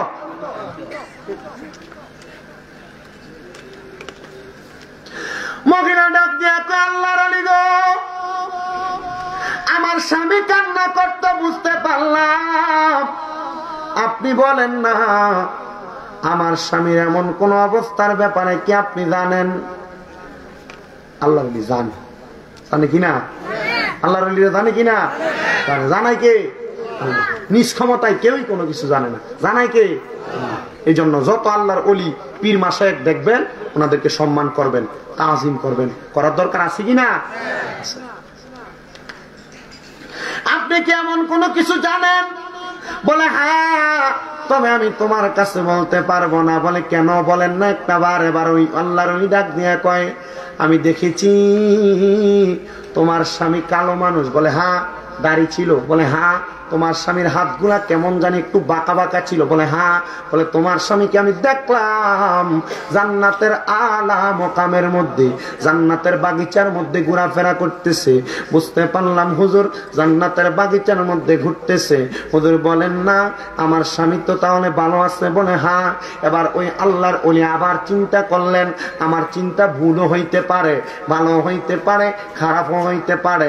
আল্লাহ পাকের ওই বান্দাটা ভালো এবং খারাপ চিন্তা সবগুলোই করলেন। করার পরে আরো 2 রাকাত নামাজ আদায় করলেন। নামাজ আদায় করে আমার আল্লাহ পাক রব্বুল আলামিনের দরবারে মুরাকাবা করলেন, মুশাহাদা করলেন। মুরাকাবা কি, মুশাহাদা কি অনেক তো শুনেছেন, কিন্তু করার নিয়ম আপনি জানেন না। মুরাকাবা মুশাহাদা, নামাজ আদায় করে মুরাকাবা মুশাহাদা করার জন্য বেশি বেশি ইস্তেগফার করে আল্লাহর কাছে অধীর ধ্যানে মগ্ন থাকার নাম মুরাকাবা। বলেন নামাজ আদায় করে, ওযু করার পরে নামাজ আদায় করে বেশি বেশি ইস্তেগফার পড়ে আল্লাহর সাথে অধিক ধ্যানে মগ্ন থাকার নাম মুরাকাবা। বলেন অধিক ধ্যানে মগ্ন থাকার নাম মুরাকাবা। আরেকটা জিনিস আছে, মনে করেন আপনি একটা ব্যবসা দিবেন, ব্যবসা দেওয়ার আগে এই ব্যবসাটা দেওয়ার পর আপনি কি ভালো করতে পারবেন না খারাপ করতে পারবেন, এটা আপনি ব্যবসা দেওয়ার আগে জানবেন। আপনি দেওয়ার আগে সিস্টেম আছে। মনে করেন আপনি আপনার ছেলেটাকে মেয়েটাকে বিয়ে দিবেন এই ছেলের কাছে, এই ছেলেটা কি ভালো না খারাপ বিয়ে দেওয়ার আগে জানবেন। আপনার ছেলেটাকে বিয়ে করাবেন এই মেয়েটাকে, এই মেয়েটা কি ভালো স্বভাবের না খারাপ স্বভাবের আপনি এটা আগেই জানবেন। কিভাবে? এটা সিস্টেম হলো ইস্তেখারা। আসেনি হুজুর? ইস্তেখারা, ইস্তেখারা করলে আপনাকে এই ইস্তেখারার মধ্যে এলান করে দেওয়া হবে তুমি যে দিকে কদম বাড়াচ্ছ এটা ভালো না। আর যদি ভালো হয় বলবে হ্যাঁ এটা ভালো। আপনারা বলেন ভালো খারাপ যাচাইয়ের জন্য এই ইস্তেখারা, মুরাকাবা, মুশাহাদা এই 3টা কাজ করার দরকার আছে কিনা? আছে। আমি যখন প্রথম 2019 সালে ইন্ডিয়া মাহফিলে যাই, আমি তো জানি না ওইদিকে যাবো যে মানুষ ভালো না খারাপ। আমার একজন ওস্তাদ কুমিল্লার মাওলানা আব্দুল মান্নান হুজুরকে আমি জিজ্ঞেস করছি, হুজুর ওইদিকে যে যাচ্ছি আমি আমার মা বাপের এই বড় ফুট, আমার মা বাপের কিছু নাই, আমি ফুট আছি, আমি কামাই করে খাওয়াইলে হয়তো বা একটা সময় তারা চলবে। হুজুর ওই দিকটা ভালো না খারাপ কি করতাম? আমার কেন জিজ্ঞেস করো, ইস্তেখারা করে দেখো। আমি হুজুর আমি তো সিস্টেম বুঝি না, ইস্তেখারা কিভাবে করব? বলছে তুমি হারাম খাবার থেকে বেঁচে থাইকা হালাল খাবার খাইয়া ইবাদত করে আসরের নামাজের পরবর্তী সময় অথবা ফজরের নামাজের আগে একটু তোমার ডান হাতটা তোমার ডান গালের নিচে দিয়া পাটাকে বইটা একটু শোয়ার মতো হইয়া একটু ধ্যান করো, যে ধ্যানের ভিতরে হঠাৎ করে বুঝতে পারবা যে দিকটা কি ভালো না খারাপ। আসলেই লক্ষ্য করে দেখলাম এভাবে করার পরে হ্যাঁ ইঙ্গিত দিচ্ছে ওই জিনিসটা ভালো, যাইতে পারি। এখন থেকে এই পর্যন্ত যাচ্ছি।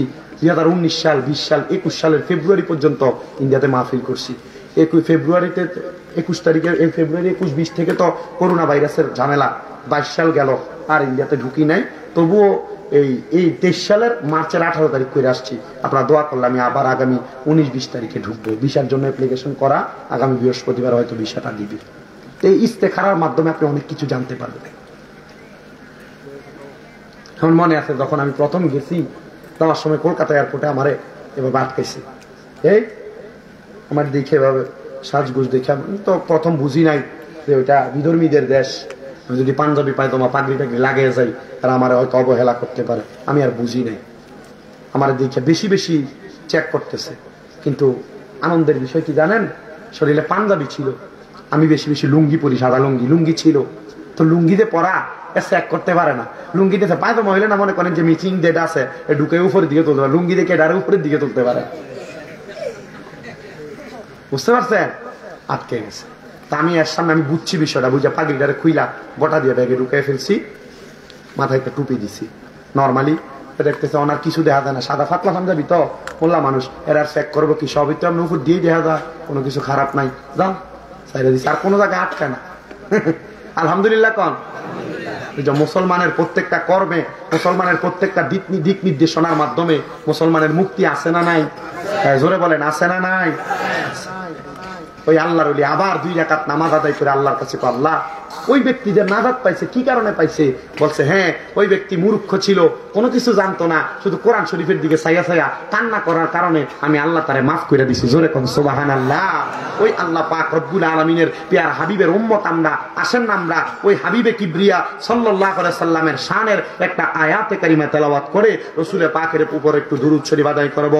ফি শানে হাবিবিহি ওয়া মাহবুবিহি ومعشوقه مخبرا وآمرا إن الله وملائكته يصلون على النبي يا أيها الذين آمنوا صلوا عليه وسلموا تسليما اللهم صل محبت আওয়াজে জবান খুলে জোরে জোরে পড়েন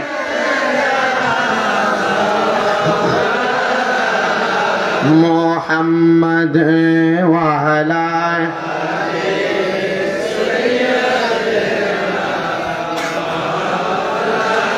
আর জবান খুলে মুহাব্বতের আওয়াজে জোরে জোরে পড়ি আল্লাহুম্মা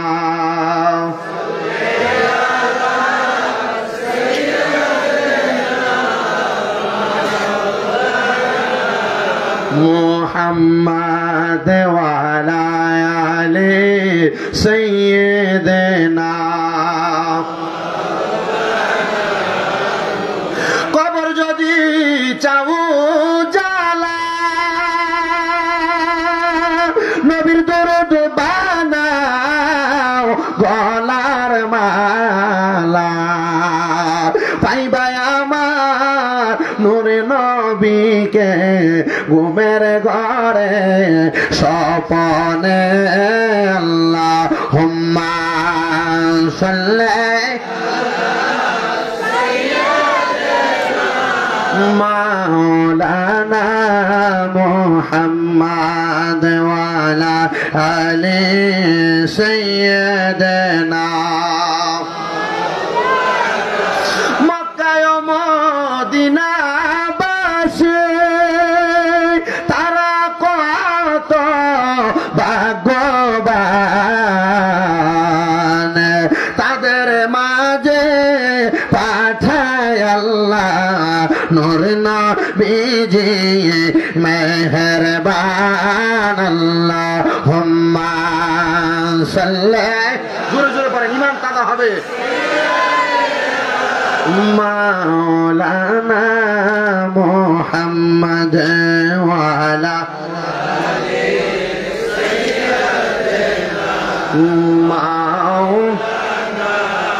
বলেন পাইলে নিরা লাই গো নবী পাইলে নিরা লাই, বলেন পাইলে নিরা লাই গো নবী ওই আপনার 2 কদমে চুমু খাবো, 2 কদমে চুমু খাবো, চরণে দুলি মাখবো গায়ে, পাইলে নিরা লাই গো নবী পাইলে লাই, বলেন পাইলে নিরা লাই গো নবী। আরে আমার নবী বহু দূরে, আরে ইমানদারের জানের কাছে, কন্যা আমার নবী বহু দূরে, আরে ইমানদারের জানের কাছে। হায়রে উম্মতেরা সালাম দিলে, উম্মতেরা দিলে নবী শুনতে পাই, পাইলে নিরা লাই গো নবী পাইলে নিরা লাই, বলেন পাইলে নিরা তোমার 2 কদমে চুমু খাবো, 2 কদমে চরণে দোলে মাখবো গায়ে পাইলে নীরা লাই গো নবী পাইলে নীরা লাই কন্যা পাইলে নীরা আরে আমরা মৃত লাশ হইলে আরে কেউ নিবে না আমরারে কুলে কন্যা আমরা মৃত লাশ হইলে আরে কেউ নিবে না আমরারে কুলে হায়রে দয়া কইরা কুলে নিয়ানে দয়া কইরা কুলে নিয়ান নবী মুস্তাফা পাইলে নীরা লাই গো নবী লাই বলেন পাইলে নীরা আপনারে দুই কদমে চুমো খাবো দুই কদমে চরণে দোলে মাখবো গায়ে পাইলে নীরা লাই গো নবী পাইলে নীরা লাই কন্যা পাইলে নীরা লাই আল্লাহুম্মা সাল্লি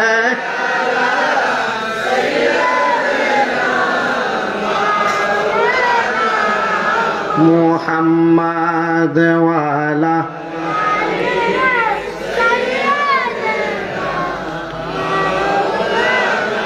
সবাই মুহাব্বতের আওয়াজে একটু জিকির করেন লা ইলাহা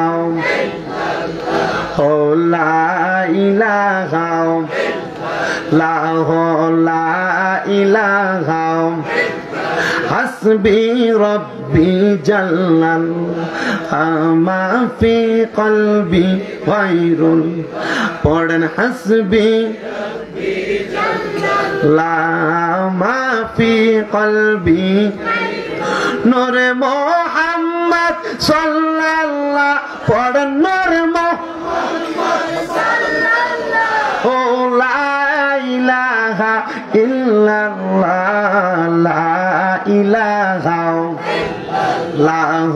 লা ইলাহা আল্লাহ সারা মাবুদ নাই কন্যা নবী সারা ও পাই নাই বলেন আল্লাহ নাই আমার নবীজি সারা ও পাই নাই ওই নবীকে পাইতে হইলে বলে নই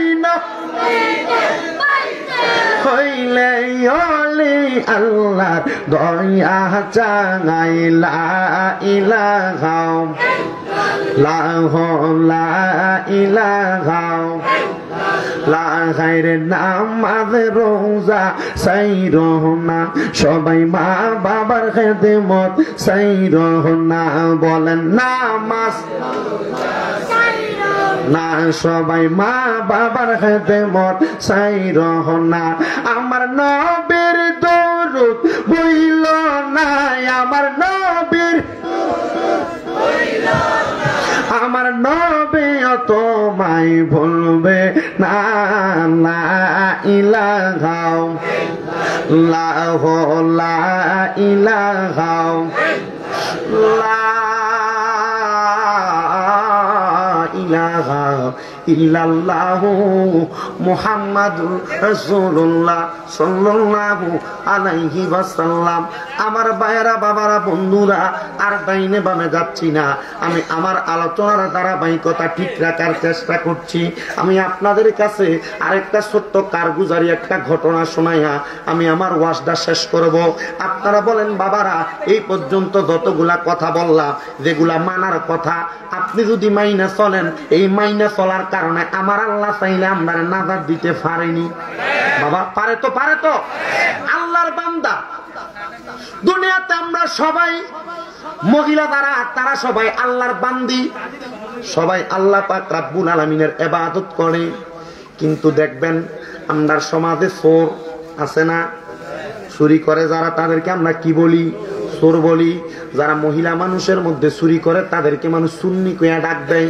বন্ধুরে আমার জাহিলিয়া জামানা এই জামানার মধ্যে মানুষ ভালো কাজও করবে, খারাপ কাজও করবে, কিন্তু ভালো খারাপ কাজ করার পরে কখন কি হেদায়েত হয়ে যায় এটার গ্যারান্টি আমিও দিতে পারি না, আপনিও দিতে পারবেন না। আপনারা মুহাব্বতের আওয়াজে বলবেন, রে বাবারা, আমরা সবাই চাইলে আল্লাহ এবং তার রাসূলের পথে চইলা আমরা আল্লাহ এবং তার রাসূলকে খুশি করতে পারবো কিনা? চেষ্টা করলে পারবো না? হ্যাঁ পারবো। ও বন্ধু, দুনিয়ার জমিনের মধ্যে অনেক আল্লাহ পাকের বান্দা দুনিয়াতে চলাফেরা করে, কিন্তু যাদের দুনিয়ার জমিনের মধ্যে শয়তানের ওয়াসওয়াসায় পড়া মানুষের এই জায়গার মাল ওই জায়গায় নিয়ে যায়, চুরি করে, ডাকাইতি করে, মারামারি করে, হামলা করে, রাহাজানি করে, ওই মানুষগুলা হয়তোবা নিজেরাও জানে না এই রাহাজানির কারণে তারা জাহান্নামে যাওয়া লাগবে। বন্ধুরে, আল্লাহর একজন বান্দি ওই ইরাকের জমিনের মধ্যে সব সময় চলাফেরা করত। তার মার পরিচয় সে জানতো না, বাবার পরিচয় সে জানতো না, কোনো সন্তান সন্ততিও তার দুনিয়াতে ছিল না। ওই মহিলার কাজ ছিল, তার যখন পেটের ক্ষুধা লাগতো, মহিলাটা মানুষের এই জায়গার মাল ওই জায়গায় অথবা চুরি কইরা কইরা সে তার আহার যোগান দিত, সে তার খাবার দাবারের যোগান দিত। এবার একদিন দুই দিন করতে করতে সব জায়গার মধ্যে যখন মহিলাটা চুরি করে, এবার হঠাৎ কইরা আমরা এলাকার বাসায় কথায় কথায় কিন্তু বলি, চোরের 10 দিন গৃহস্থের একদিন, কথাটা আছে না নাই? হ্যাঁ রে বাবা আছে। ওই মহিলাটা সব জায়গায় চুরি করে, হঠাৎ করে একদিন দিনের বেলা পেটের ক্ষুধা সহ্য করতে না পাইরা ওই আরব ভূমির ইরাকের এলাকার হঠাৎ করে ওই অঞ্চলের একটা খোলামেলা বাগান থেকে ওই মহিলা কিছু খেজুর চুরি করতে লাগলেন। ওই খেজুরের বাগান থেকে হঠাৎ করে যখন খেজুর চুরি করে, একটা মালিক আইসা ওই মহিলাটার চুন্নি বইলা ধরল, কিন্তু ওই বাগানের মধ্যে ওই মহিলা ওই দিনে শুধু নতুন গেছে চুরি করার জন্য, কিন্তু প্রত্যেক দিন ওই বাগানের মধ্য থেকে কে যেন বাগানের মালিকের খেজুর গুলা চুরি করে নিয়ে যায়। খেজুরের মালিক কোনোদিন ধরতে পারে না। ওই দিন উৎপাইতা বৈশা ছিল যে আমার বাগানের খেজুর গুলা চুরি করবে, আজকে তারা ধরবো, তারা চোর হিসাবে তাকে শাস্তি প্রদান করব, তাকে আমরা মারবো, তাকে আমরা আঘাত করব। ওই জায়গার মধ্যে মহিলা ওই দিন গেছে চুরি করবার লাগা। এর আগে মহিলা এখানে আর কোনোদিন চুরি করতে চায় না, কিন্তু এই বাগান থেকে অনেক দিন পর্যন্ত খেজুর চুরি হচ্ছে। এই বাগান থেকে অনেক দিন খেজুর চুরি হচ্ছে। ওই দিন ওই বাগানের মালিক চিন্তা করলো, খেজুর যেহেতু থাকে না, আজকে আমি উৎপাইতা বৈশা থাকবো, যে খেজুর চুরি করে তার ধরবো, তার মারবো, পাহাড় করবো, শাস্তি প্রদান করবে। যখন এই চিন্তাটা মালিক করলেন, চোরকেও ধরলেন, একজন দুইজন না, অনেক মানুষ মিলা ধরার পরে চোরকে মারার জন্য তারা প্রস্তুতি গ্রহণ করছে। আচ্ছা, এলাকাতে চোর যদি ধরা পড়ে, গাছের লগে বাঁধে, দেখবেন যে হাঁটতে পারে না, শরীরে একটা মশার শক্তি মোটামুটি নাই, এও যে চোর একটা মারে, মারে কিনা মারে। তো যে এই মায়ের আপনি একজনের গায়ে মারার আগে যে মাল চুরি করছে এ মারতে পারেন, আর তবে এ মারার আগে যদি কোনো শরীয়তের বিধান থাকে ওই বিধান অনুযায়ী তারা মাফ করা যায় কিনা দেখবে। ফল বাগানের ফল চুরি করলে মাফ আছে কেন? আল্লাহ রসুল বলছে, কোন মালিক যখন ফলের গাছ লাগায়, ফলের গাছ লাগানোর সময় যেন সেটা ফি সাবিলিল্লাহ বইলা লাগায়। কি বইলা লাগায়? ফি সাবিলিল্লাহ। তো যদি কোনো পশু পাখি এসে আম গাছের কোন আমের যদি ঠোকরায় খায়, পেঁপে গাছের পেঁপে রেখ যদি খাইয়া ফেলে, তাহলে ফি সাবিলিল্লাহ করে লাগাইলে, পেঁপে খাইলে যদি কোনো পশু পাখিও খায়, খাইলে এটার মালিকের আমল নামার ভিতরে নফল ইবাদতের সওয়াব, সদকার সওয়াব, সদকা। ওই ফুলা ভাঙছে মাঝে মাঝে ইট মেরে আম খেয়ালা, বড়ি খেয়ালা, তো ডাক দিয়েন না, মারামারি করিয়েন না। আর তোমরাও তো সে চালাক, তোমরা একদিন ডাক না দিলে তোমরা পরের দিন যে পুরা গাছটা যাই গেল আনেনি। আমরা লগে রাখতে তার এই দিন ভত্তা খাইতে মন চাইছে, কোনোদিন এমন আকামের লগে যুক্ত হয় না। তখন আমরা ক্লাস 8-এ পড়ি, আমার ক্লিয়ার মনে আছে। 8-এর পরীক্ষা দেওয়ার আগে তো কোচিং চলে, তো মাদ্রাসা ছুটি দেওয়ার পর তার মন চাইছে ভত্তা খাইবো। তো সবাই রে কয়, রে ভত্তা খাওয়ার লেগে কলা তো লাগবো, ওই থেকে কলা আনবি। তো এজাইয়া ম্যাডামের কাছে, আমরা এক ম্যাডাম আছে মাদ্রাসার পাশে বাড়ি, ম্যাডামের কাছে যাই কইছি, ম্যাডাম আমরা তো ভত্তা খাইতে মন চাইছে, আপনার তো অনেকগুলা গাছ, এই গাছ থেকে আমরা যদি 2-3টা কলা দেন আমরা ভত্তাটা ঠিক করে খাইতে যাবো। তো মেম্বার কাছে, না না কলা তখন যাইতো না, টাকা নেওয়া যাইতো না, যা নেওয়া যাইতো না। সেটা বলা তো তার যে আতে তো ফই, এটা আর আমরা জানতাম না। তো তে যাইয়া একটা স্কেল হয়ে গেছে, যে আমরা স্টিলের স্কেল গুলো আছে না, এগুলা লইয়া দেয় কলা গাছের ভিতরে একবার মারছে, কলা রাস্তা সরি কেটে ফিরে গেছে। আপনার একটু সরিয়া ছিল মনে হয়, বেশি তো বোঝা গেছে। তো এরা আনার পরে এদিকে বত্তা টত্তা খাইয়ে লাগছে। এই কলা ফাড়ার কাহিনী ওই ম্যাডামের বাড়ির ম্যাডামের এক জালে দিতে চলেছে। জাল মানে জালে দেখার পরে এটা বিচার দিতে এলো, এই তো এটি তো চুরি করছে এমনি এমনি তোর অমকে, তোর ছাত্র ম্যাডামের মাদ্রাসার বিচার দিছে। তো বিচার যে গেছে এই খবর আমরা জানি। তা আমার ওই সময় ক্লাস 8 থেকে 9 ওটাতে আমার উল্লঙ্ঘা ছিল 2। তো আমারে হুজুর একটু বেশি আদর করতো, কারণ আমি হুজুর আর ওই খেদমত করতাম, মনে করেন যা কিছু হইতো আমি মোটামুটি করতাম। ওই দিন আমি পরীক্ষার খাতা যে খাতার ভিতরে মাদ্রাসার সিল বসাইতেছি, এইটা আমি বিচার দিব। আমি স্যারের আগে ইঙ্গিত দিয়ে দিছি, স্যার এমনি এমনি ফোলা হয়নি ভর্তা খাইতে মন চাইছে, ম্যাডামের কাছে যেটা কলা খুঁজছে ম্যাডাম দিছে না, ফোলা হয়নি ম্যাডামের কলা সরি কেটে লাইছি। তো স্যার তোরা তো আসলে আটকাটা সরের মতো। আমি তো স্যার তুই তো কাটতে লাইছে, আমি কি করবো, ম্যাডাম মনে বিচার দিব। বিচার এটা মনে প্রিন্সিপাল হুজুর পর্যন্ত আইসে, জুবার হুজুর পর্যন্ত। আচ্ছা ঠিক আছে দেখ কেমন। আমি তো নাসি, ম্যাডামে আইয়া সাহ হুজুরের কাছে দিছে বিচার। বিচার দেওয়া নেই এখন হুজুরে কইতেছে তারা ডাক দি, তারা সব ডাক দিয়ে আনো নেই। ম্যাডাম কইতেছে হুজুর এই বিচারটা হইলো এই তে তে তে তে মিললে আমার কাছে কলাটা খাই দেখাই দিয়েছে। তো আমি না আগে স্যারে পড়াই দিছি। স্যারে কইতেছে ঠিক আছে, আমাদের 60টা কলা খুঁজছে, আমরা 60টা কলা দিচ্ছেন না। তো কলা খুঁজলে যদি না পা তো কলা নিতে এমনি খাইব, খুঁজলে যদি না পা এমনি খাইব। তা আপনারা মাঝে মাঝে ফোলাফাইন গেলে 2-1টা গাছে থাকলে একটু দিয়েন, খাইলে কিসের সাওয়াব হইব? সৎকার সাওয়াব হইব। কোন কিসের সাওয়াব হবে? সৎকার সাওয়াব হবে। আমি দেখছি অনেক মাদ্রাসার পোলাপান, আমার চোখের দেখা। আমার আম্মা আব্বা ছিল একটু করা, আমার মা যদি একটা থেকে একটা অন্যায় কম বেশি হয়ে যেত, যদি দুপুরবেলা ঘুমাইতে যদি একটু দেরি হতো, তাই চোখে মরিচের গুড়া গুল্লা সে ঠাস করে মেরে দিত আমার আম্মা। তো শাসন করছে বিদা হয়তো আল্লাহ এই পজিশনে রাখছেন। কথা কন না কেন? আমার লাকি সেলি দিয়ে দিচ্ছে, লাকি সেলি দুপুরে না ঘুমানোর কারণে, শুধু দুপুর বেলার ঘুমের কারণে ফিরেছি। তবে হ্যাঁ একটা সত্য কথা, এ শাসনের কারণে আজকে এখানে আল্লাহ আনছে। আমরা মা বাপ বইলে দিয়ে যেত স্কুলে। আমার দেলোয়ার হুজুর ছিল, আমার যখন মুক্তবে পড়াইতো, অনেক ছোটকালের কথা। উনি আমাদের এলাকাটার খুব সুন্দর গোছায় রাখতো, পোলাপান ডরাইতো। উনি যে রাস্তা দিয়ে দিত পোলাপান রাস্তায় থাকতো না। ওনার গোছায় আমাদের মা বাপ বইলে নিয়ে দিয়েইতো যে হুজুর ফোলা দিয়ে গেলাম, ভালো করে পড়াইবেন, আড্ডি আমরার গুস্ত আমনের, এটা বলে দিয়েইতো। আর কালার ফোলা বাইনের মুক্তবে হুজুর একটা বাড়ি দিলে বিশাল লয়ে 14 গোষ্ঠী দেয় হুজুরের মারণের লাগিয়া। কথা কন না কেন? আমি নিজে জানি আপনার দোয়ার বরকতে কুমিল্লাতে আমার 6টা মাদ্রাসা। কয়টা মাদ্রাসা? 6টা মাদ্রাসা আমার কুমিল্লাতে। এই মাদ্রাসা পোলাপাইন ফরাইতো, মাঝে মাঝে একটা যদি মাইরের দাগ লাগে, এটা বাড়ির কাছে ফোন দিয়ে আমার কাছে কান্দে, মা আমার তো মারছে, এই হুজুর এই মাদ্রাসা তার পড়াইতাম না, মারছেন কেন, এটা করছেন কেন, এগুলা সহ্য করা লাগে। এই গত কয়েকদিন আগে এক বাচ্চারে ছুটি দিতে বেলা, তার যে দাউদ উঠছে, দাউদ এটা লম্বা করে কাঁদে গেছে।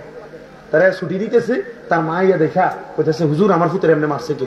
তা আমার যে মাইনুদ্দিন ভাই নামক একজন আছে, উনি জিজ্ঞাসা, এই তোর এমনি মারছে কে, কোন হুজুর মারছে, বারবার কইতেছে হুজুর মারছে না। তা আমি তুই দিঘা আনার পরে দিই, তারা এদিক দিয়ে দাউদের লম্বা দাগ হয়ে রয়েছে, যে দাউদের কারণে তার এই জায়গাটা সোলাই না দেখা দিতেছে। ভাই তারা মারছে না, দাউদের কারণে সমস্যা। তো এমন এগুলাকে আমাদের মেনটেন করা লাগে। তবে হ্যাঁ, আপনি যতক্ষণ পর্যন্ত ইস্তাদদেরকে মায়ের কারণে আপনি বিশাল হয়ে যাইবেন, তখন আপনার ফলাফানের পড়ালেখা হবে না। তবে যদি আপনি উস্তাদদের প্রতি সম্মান দেখাইয়া ফোলারে উস্তাদের সন্তান হিসেবে দিয়ে দিতে পারেন, উস্তাদের যেমনে ভাল লাগে পড়াইবো এই দায়িত্ব দিতে পারেন, আমি আর একটা বিশ্বাস অন্তরে আছে, এই সন্তান একজন বড় আলেমী দিন হবে। এই উস্তাদের কাছে পড়ার কারণে এই সন্তান জীবনে কিছু করতে পারবে। কথা বলেন ঠিক না বেটে? আমার করিম ভাইয়ের মাহফিল, এ বাড়িতে মাহফিল, এই জান্নাতের বাগানে অনেকে টাকা পয়সা দিয়ে সহযোগিতা করে। আমি একটা কথা বলে দিয়ে যাই, গোছালু অগোছালু কিছু কথা বলছি, এই কথাগুলো আপনি আপনার দেমাগে রাখবেন। মা বোনকে অনেকগুলা কথা বলছি প্রথমে, এগুলো আপনাদের পরিবার ঠিক করার জন্য রাখবেন। আমি বেশিক্ষণ ওয়াজ করি না, 1 ঘন্টা 10-15-20 মিনিট ওয়াজ করে দিয়ে যায়। তবে এই কথা থেকে যদি আপনার কিছু শিক্ষা গ্রহণ করার মনে হয়, আপনি শিক্ষা গ্রহণ করবেন। আপনারা বলেন এভাবে ওয়াজগুলো শুই না, যদি আমাদের সমাজকে পরিবর্তন করতে হয়, আমাদের করার দরকার আছে কি নাই? হ্যাঁ বলেন, আছে কি নাই? এজন্য চুরি করা থেকে বিরত থাকার চেষ্টা করবেন। ওই মহিলা অন্য কোনোদিন যায় নাই, হঠাৎ এই দিন গেছে, এই দিনে ধরা পড়ছে।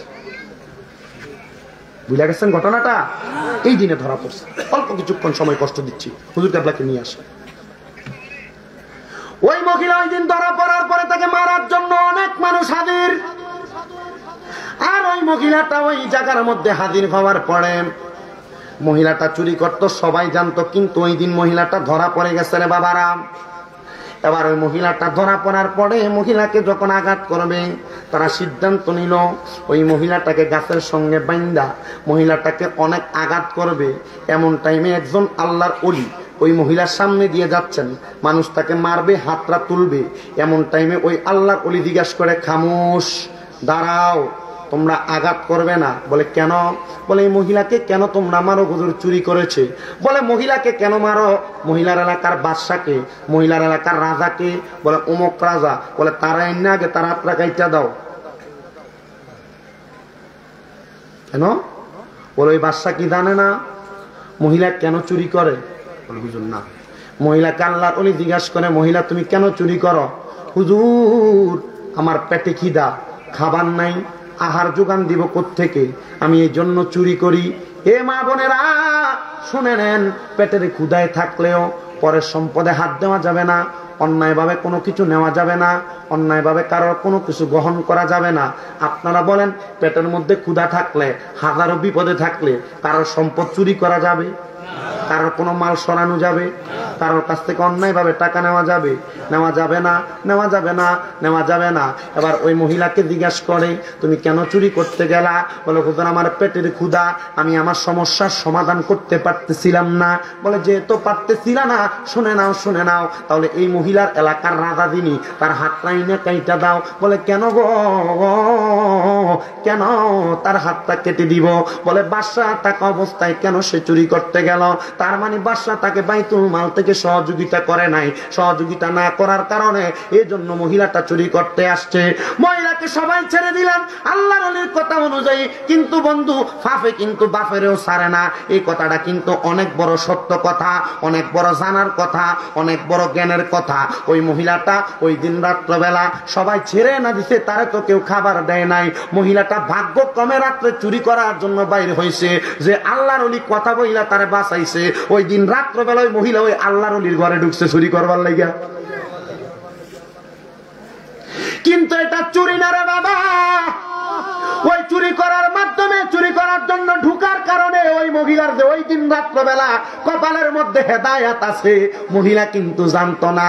এবার ওই মহিলা আল্লাহ পাকের বন্ধুটার ঘরের মধ্যে যখন চুরি করার মধ্যে জন্য প্রবেশ করলো, প্রবেশ করার সাথে সাথে ওই মহিলাটা হঠাৎ করে দেখতে পায় ওই আল্লাহর ওলি নামাজের মুসল্লার মধ্যে বৈশা বৈশা কার জন্য কার সঙ্গে জানি কথা বলতেছে। ওই সুন্নি মহিলাটা নামাজের মুসল্লার মধ্যে কার সঙ্গে জানি বৈশা বৈশা কথা বলতেছে।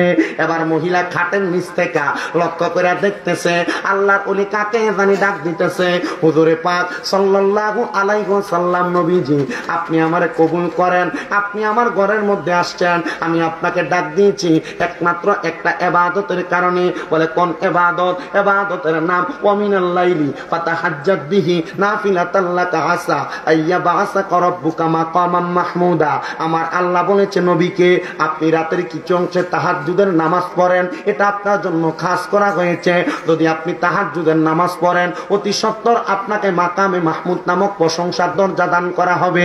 আমার নবী, রহমতের নবী আমার ডাক দিয়া কয়, আল্লাহ আমি যদি তাহাজ্জুদের নামাজ আদায় করি, আপনি আমারে মাকামে মাহমুদ দান করবেন, আর আমার উম্মত যদি পড়ে, আপনি আমার উম্মতকে কি দান করবেন?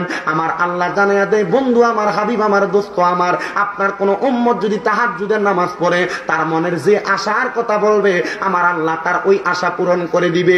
অনেকে আছেন ব্যবসা করেন, বরকত হয় না। অনেকে আছেন বিদেশ যাইতে চেষ্টা করেন, যাইতে পারেন না। অনেক মা বোন আছেন গর্ভে সন্তান হয় না, ঘরের মধ্যে বরকত হয় না।